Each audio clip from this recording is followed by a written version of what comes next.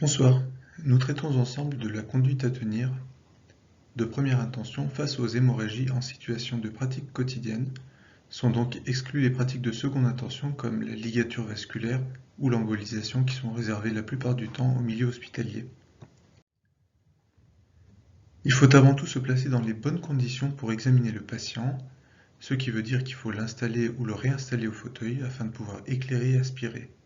Il vaut mieux pratiquer tout de suite une anesthésie locale pour pouvoir nettoyer convenablement afin de localiser l'origine du saignement. Cette origine, elle relève d'une part de la localisation anatomique. Par exemple, s'il y a plusieurs sites potentiels, il est impératif de préciser l'endroit qui saigne activement, et d'autre part, le type de saignement, qui peut être artériel, veineux ou mixte.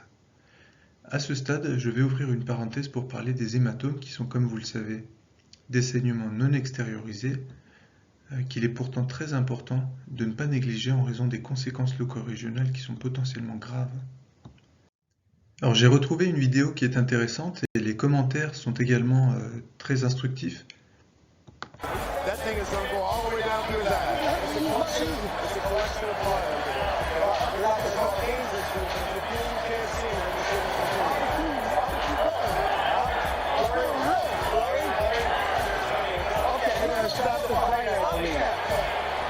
Here's the button. Once again, that's the clash of heads which produced the swelling. That's the second one. You can see the swelling begin immediately after that clash of heads. I mean, the swelling has already begun within seconds there after.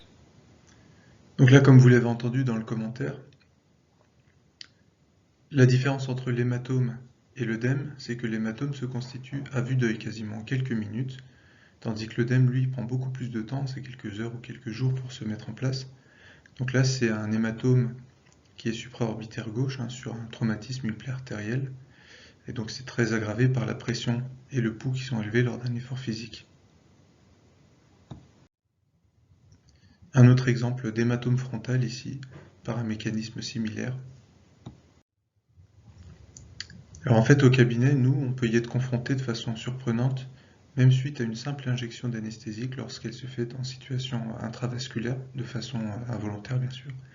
Ici, c'est un hématome maxillaire gauche par exemple.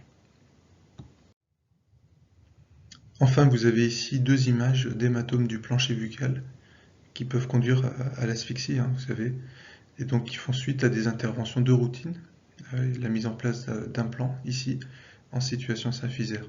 Donc je referme la parenthèse sur les hématomes tout en soulignant l'importance de ne pas sous-estimer l'absence de saignement visible.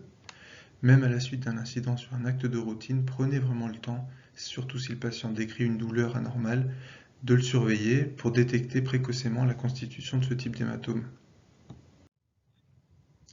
Donc ce qui fait la gravité d'un saignement, c'est premièrement la localisation anatomique.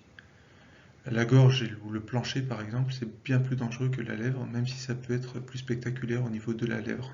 Deuxièmement, c'est l'abondance, que vous évaluez au volume approximatif, mais aussi sur les symptômes d'anémie, par exemple les vertiges ou la pâleur. C'est plutôt rare dans les cas d'hémorragie dentaire, mais c'est tout à fait valable, par exemple dans le cadre d'un hématome abdominal ou un hématome de cuisse.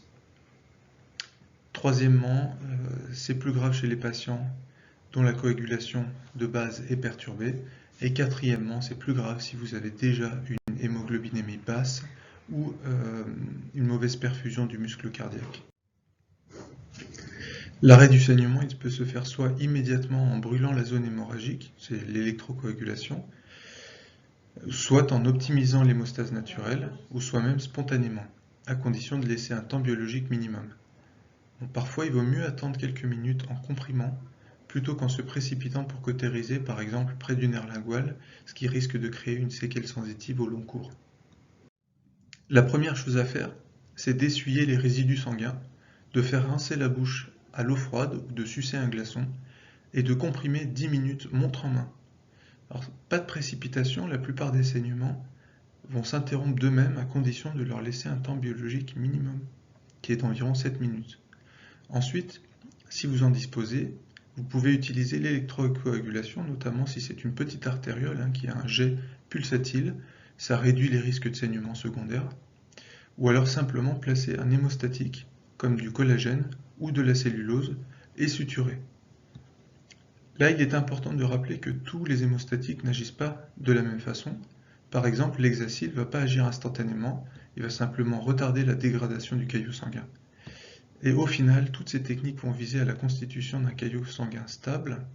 Un caillot sanguin stable, c'est un caillot qui ne suinte pas et qui ne déborde pas. Là, ici, vous avez deux images de caillots qui sont insatisfaisants. Ils sont hypertrophiques et ils laissent suinter un saignement. Donc, ils consomment des plaquettes et des facteurs de coagulation en surface, mais le caillot principal en profondeur n'est pas bien constitué. Donc, ce qu'il faut faire, c'est d'abord d'anesthésier, de cureter, de rincer, et puis ensuite de resuturer. Alors pour conclure, il vaut mieux minimiser les situations d'hémorragie, d'une part en évaluant le risque par l'interrogatoire. Par exemple, si vous avez affaire à un patient hémophile, il vaut mieux le savoir avant de commencer, parce qu'une fois en situation, ce patient ne peut pas biologiquement coaguler, et d'autre part en utilisant des voies d'abord qui vont apporter un maximum de sécurité, par exemple respecter le plan anatomique en utilisant un décollement sous périosté pour être loin des vaisseaux sanguins principaux. Merci à toutes et à tous pour votre attention et j'espère que ça vous aidera au quotidien.